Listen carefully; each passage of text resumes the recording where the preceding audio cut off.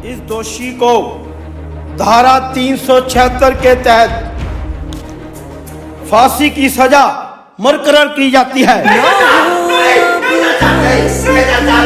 Skater Himanshu की बड़ी मुसीबतें। भारी ताकतों के बावजूद भी स्केटर हिमांशु होंगे गिरफ्तार। स्केटर हिमांशु कैसे करेंगे खुद को निर्दोष साबित। स्केटर हिमांशु आज कोर्ट में होंगे पेश। मैं बस ये कहूंगा कि सभी मेरे को माफ कर दो, पापा जी, मम्मा भैया।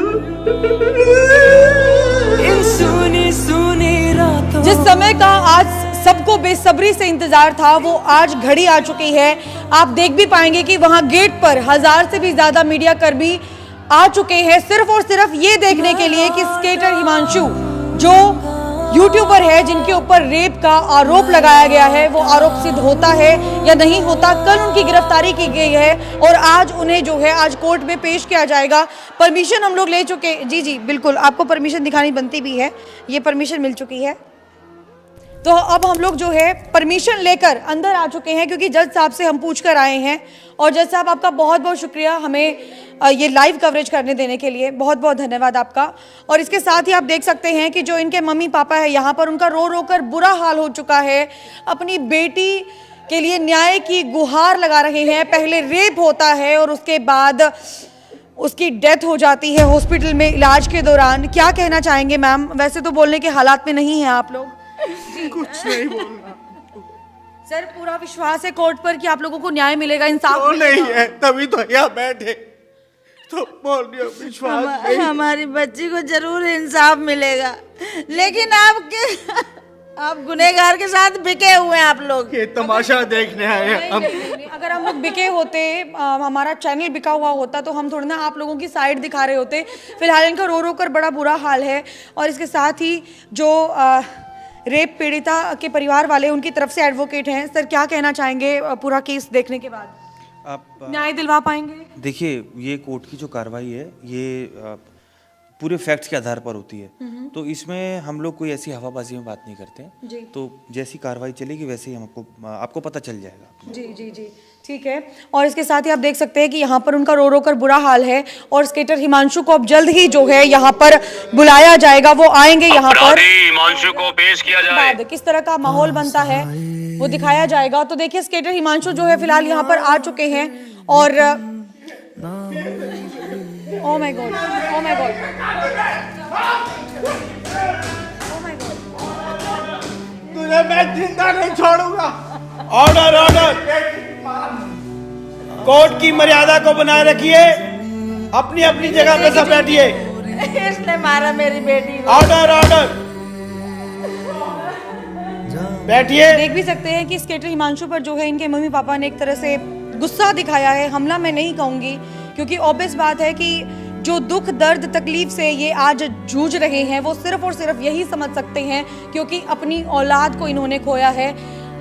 बड़े अकड़ रहे थे आप अपने घर पर, हमें बाहर निकाल रहे थे, आ गए ना कटघरे में। जी, मेरा पूरा नाम हिमांशु वर्मा है और मैं 12th क्लास में जी पढ़ता था। 12th क्लास में जी 2 बार फेल होया हूँ। 10th में जी स्कूल में बच्चे भी पिटते हैं जी, मतलब बदमाशी में जी। पहले आप एक बार चुप होगे बाबू जी, इंटरव्यू चल रहा है जी। मारी खाने, मारी खाने लायक हो। वेरी गुड, मारी खाने लायक हो आप, जिस तरीके का आपने अपराध किया है ना। अरे आप प्लीज कोर्ट की कार्रवाई कोर्ट के साथ चलने नहीं, हम तो परमिशन लेके आए हैं सर, परमिशन लेके आए लेकिन हैं। आप मेरे को इनसे बात करनी दीजिए। देखिए, जज साहब सेक्शन 376 के अंडर इन्हें चार्ज किया गया है और आधार कार्ड में इनका नाम हिमांशु बताया जा रहा है। आप प्लीज थोड़ा सा माइक उधर कीजिए। सेलफोन भी इनके नाम का था जो वहाँ पर जगह पर मिला है पड़ा हुआ। तो सबसे पहले जी मैं आपसे ये पूछना चाहूँगा कि आपका पीड़िता से कोई रिश्ता था कि नहीं था? जी, मैं बदमाशी में अपना नाम करना चाहता हूँ। बदमाशी का देखिए यहाँ पर कोई काम नहीं है, यहाँ पर हम फैक्ट्स पे बात कर रहे हैं। तो आप मुझे ये बताइए कि जब ये इंसिडेंट हुआ था तब आप कहाँ थे? मैं जी घर पे था जी। मेरे लूज मोशन लग रहे थे जी। ठीक है, आपके लूज मोशन लग रहे थे, लेकिन जज साहब मैं अभी आपको रिपोर्ट देता हूँ। जो सीसीटीवी की रिपोर्ट है वो ये बताती है कि ये कहाँ पर थे। ये प्लीज आप सीसीटीवी की रिपोर्ट दे दीजिए। फिलहाल सीसीटीवी कैमरे की जो रिपोर्ट है वो वकील साहब के द्वारा जज साहब को दी गई है। जिसमें पता मैं चलेगा जी चाहता हूँ मेरे को छोड़ दिया जाए please. Keep silence. Order order order order. Court की मर्यादा बनाए रखिए। जी एक पिज्जा मेरे लिए ऑर्डर कर दो जी। ये देखो इसको कितना मजाक सोच रहा है, यहाँ मेरी बेटी मरी और ये पिज्जा मांग रहा है खाने के लिए। ये भी बनेगा। जज साहब ने बोले शांत रहिए। तो जी ऑर्डर तो देना बनते ना जी। शांत रहिए। मैं आपसे एक सिंपल सा सवाल मैंने आपसे पूछा था कि क्या आपका पीड़िता से कोई रिश्ता था? कोई रिश्ता नहीं था जी। आप उस रात कहाँ थे? मैं लूज मोशन लग रहे थे जी, आपको भी मजा आ रहा है सुनते हुए? बिल्कुल झूठ बात है जज साहब। जी फिर पूछ क्यों रहे हो? मैं आपको एक मेडिकल रिपोर्ट दिखाना चाहता हूँ जिसमें कि ये क्लियर बताया हुआ है कि उस रात ये वहीं पर थे और पीड़िता के साथ इन्होंने गलत काम किया और उस काम के दौरान इनकी डीएनए रिपोर्ट का जो है वो मैं जी वकील जी का सर पाड़ दूंगा अगर ज्यादा बोलेंगे तो। फिर मत कहना जज साहब ये क्या कर दिया। ये डीएनए रिपोर्ट है और मैम प्लीज़ थोड़ा सा ये डीएनए रिपोर्ट है और सीसीटीवी की फुटेज मैंने आपको दिखा दी है, तो आप दोनों चीज़ों को लिंक करके ये क्लियरली पता लगवा सकते हैं कि ये किस टाइम निकले थे, किस टाइम गए और जब पीड़िता के साथ इन्होंने संबंध बनाए ज़बरदस्ती करके, उसके बाद इनके साथ जो शरीर पे निशान हैं, बाल हैं और कई सारी चीज़ें और हैं जो क्लियर। मैं बोलना चाहता हूँ एडवोकेट बहुत हो गया जी। जब मैं आ रहा था ना जी, ये देखो जी मेरे को कैसे घसीटा जी, पिटता जाए मेरे को, मतलब पिटता जी इन सब ने। तो मैं चाहता हूँ जिन जिन ने पिटा सब पे ऊपर कार्रवाई होए जी। बदतमीजी करोगे तो ऐसा ही होगा ना। जज साहब मैं केस लगाना चाहता हूँ जी, सबके ऊपर कार्रवाई होनी चाहिए जी, सारे जेल में जाने चाहिए जी। ये देख लो जी जज साहब, हमारी बेटी को खा गया पागल। मेरी बेटी को तू ये कोर्ट है, कोर्ट है ये। बाप का आपका गुस्सा घर है, नहीं है। निकलना जायज है क्योंकि ऑब्वियस बात है इन्होंने अपनी औलाद को खोया। सिक्योरिटी और भी मंगवाई जाए। मेरा जी अगर यहाँ पे मर्डर होगा जी मैं सबका नाम लिख के मरूंगा जी। जज साहब आपका भी लिख के मरूंगा, फिर मत कहना जी ये क्या कर दिया। आप हिमांशु हैं? हाँ जी। आपकी उम्र 20 साल है। हाँ जी।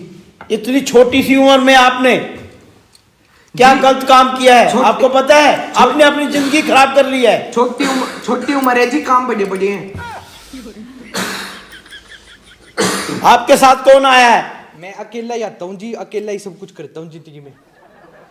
मेरे पापा को जी मैंने बेदखल कर रखा है। आपके वकील कौन है? मैं ही हूँ जी।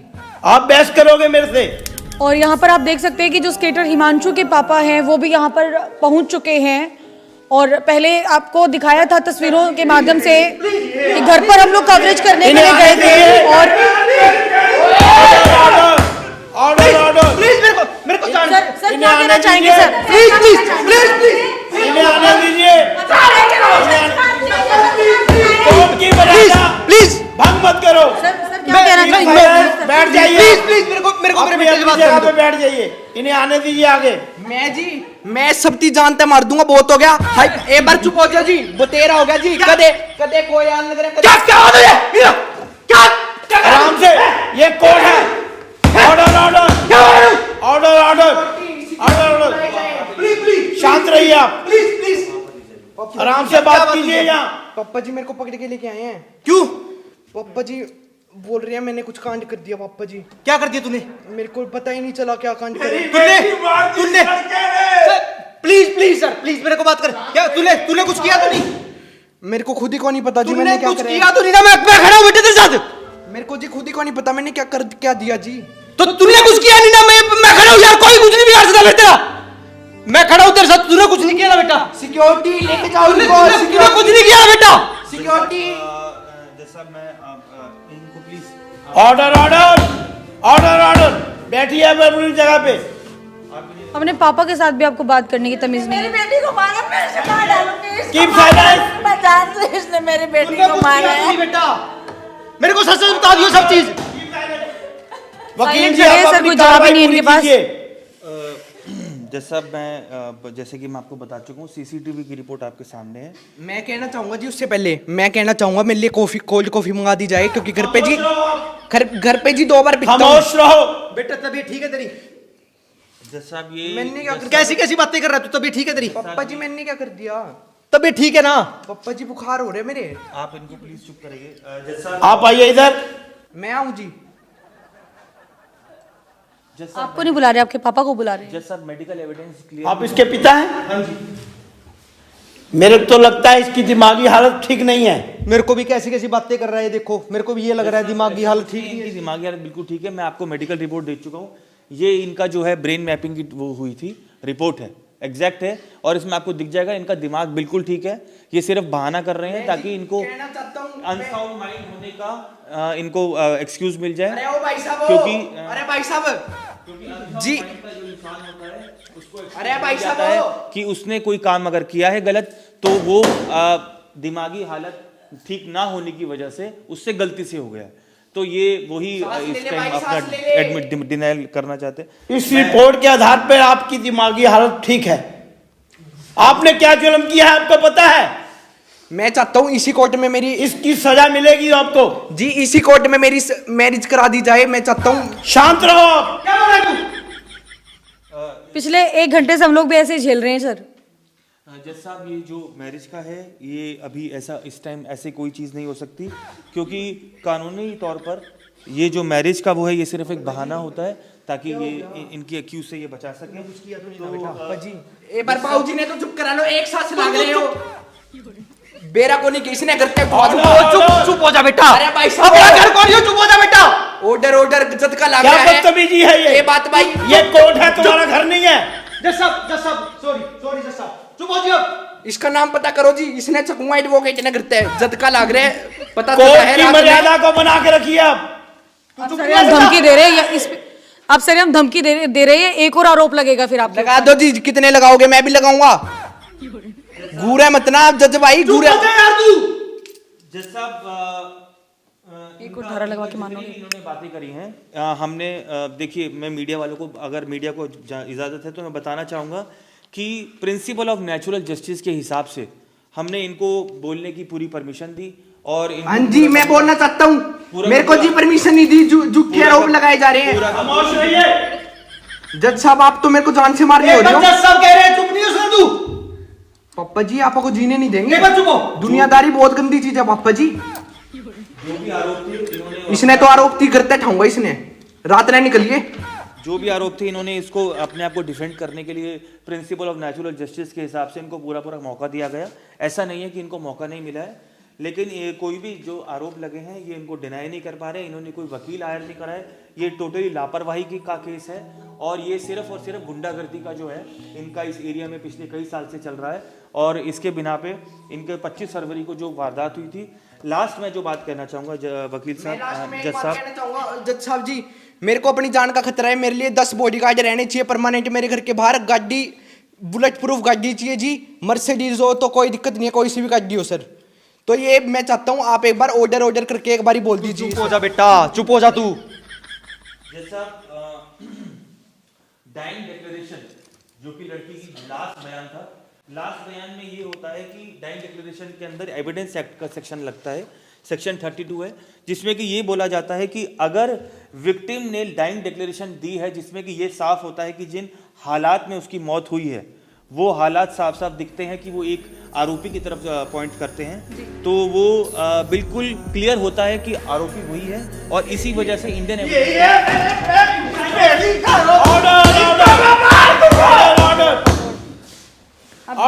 सिचुएशन ऑर्डर आपके पास आ जाऊंगा जी। वहां चलिए आप। मेरे को बार-बार पिटता जा रहा है। चलिए आप, कटघरे में खड़ा है ये। चलिए कटघरे में खड़ा है ये। फालतू बकवास नहीं जज साहब। जज साहब, फाइनली मैं ये बोलना चाहूंगा कि इन्होंने जो भी गुनाह करा है वो बिल्कुल वो माफ कर दिया जाए जज साहब। इन्होंने जो भी गुनाह करा है वो बिल्कुल होशो आवाज में करा है। इन्होंने पूरी की पूरी होश में उस गुनाह को करा है, और इन्होंने बेशक वर्बली उसको ना माना हो या ना माना, उससे कोई फर्क नहीं पड़ता। फर्क पड़ता है जी, क्योंकि हर गुनहगार यही कहता है कि मैंने गुनाह नहीं किया। हाँ जी, मैं भी यही कह रहा हूँ जी। जज साहब, मैंने गुनाह नहीं किया।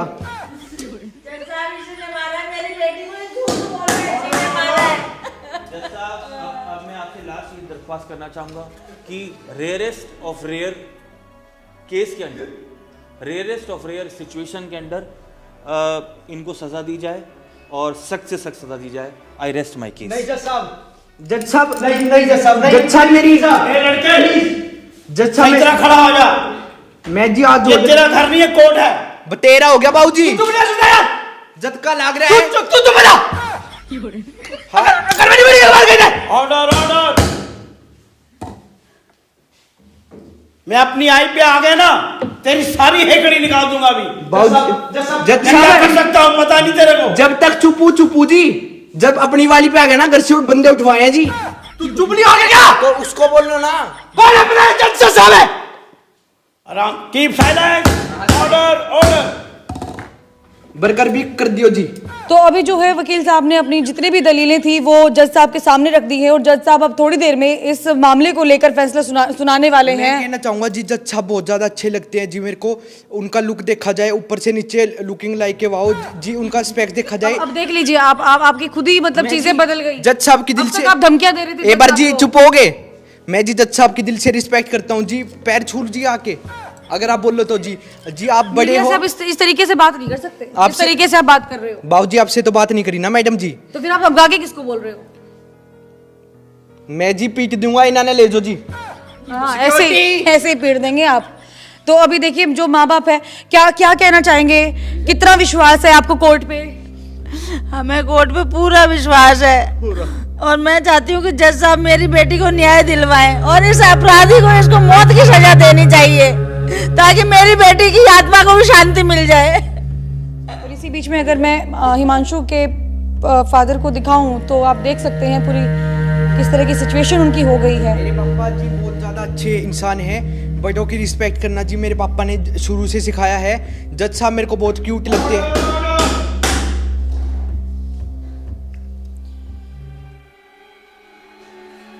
इस दोषी को धारा 376 के तहत फांसी की सजा मुकर्रर की जाती है।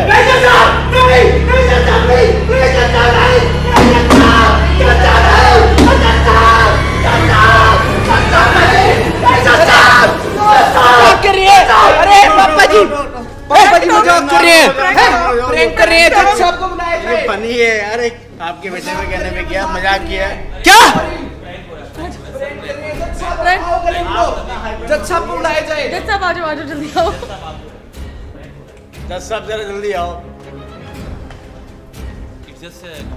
घबराओ नहीं, ये प्रैंक नहीं हुआ। कुछ भी नहीं, कुछ नहीं हुआ बेटा, कुछ भी नहीं हुआ। एक्टिंग कर लग रहा था। मेरा बाप बदमाश था, मैं भी बदमाश ही हूँ।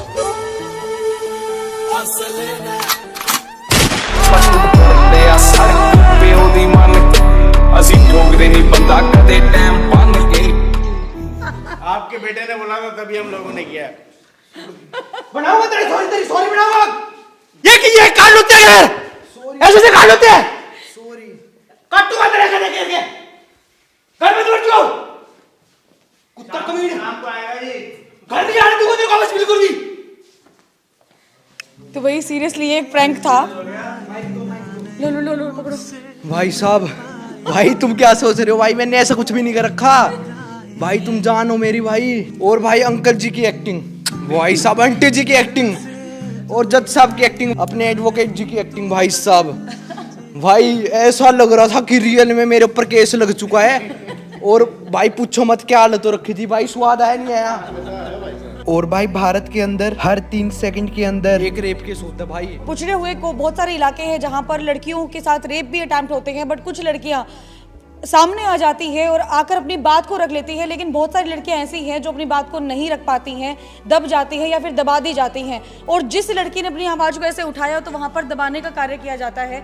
लेकिन ये प्रैंक तो था, लेकिन एक बहुत बड़ा मैसेज हम आप लोगों को देना चाहते हैं भाई। और अपने घर वालों की तरफ भी देख लो भाई, तुम्हारे भी माँ बेटी है भाई, सबके हो गए है। और भाई इस वीडियो को ज्यादा ज्यादा शेयर करी जाए भाई, जितना हो उसके लाइक कमेंट शेयर भाई करना, क्योंकि ये बहुत जरूरी है। और आखिरी में बस यही कहूंगा, प्लीज स्टॉप रेप्स। जय हिंद, जय भारत। और भाई DGIM का बहुत बहुत धन्यवाद। बाकी भाई DGIM से रिलेटेड कोई भी इंफॉर्मेशन चाहिए डिस्क्रिप्शन में लिंक मिल जाएगा भाई। Thank you so much. ना सोचिए मेरे पापा के सिस्टम को नहीं, सिस्टम जोड़ देंगे मेरे भाई। दुनियादारी बड़ी गंदी चीज है। वो कहते नहीं होंगे ਬਰਾਬਰੀ ਨਾ ਹੋ ਸਕੇ ਤਾਂ ਬਦਨਾਮੀ ਵੀ ਕਰ ਦੱਸ ਪੁੱਤ ਤੇਰਾ ਹੈਡ ਡਾਊਨ ਕਾਸ ਤੋਂ ਚੰਗਾ ਭਲਾ ਹੱਸਦਾ ਸੀ ਮੌਨ ਕਾਸ ਤੋਂ ਆ ਜਿਹੜੇ ਦਰਵਾਜ਼ੇ ਵਿੱਚ ਬੋੜ ਚੱਕੀ ਖੜੇ ਆ ਮੈਂ ਚੰਗੀ ਤਰ੍ਹਾਂ ਜਾਣਦਾ ਆ ਕੌਣ ਕਾਸ ਤੋਂ ਕੁਝ ਇੱਥੇ ਚਾਂਦੀ ਚਮਕਾਉਣਾ ਚਾਹੁੰਦੇ ਨੇ ਕੁਝ ਤੈਨੂੰ ਫੜ ਥੱਲੇ ਲਾਉਣਾ ਚਾਹੁੰਦੇ ਨੇ ਕੁਝ ਕੰਨੇ ਆਏ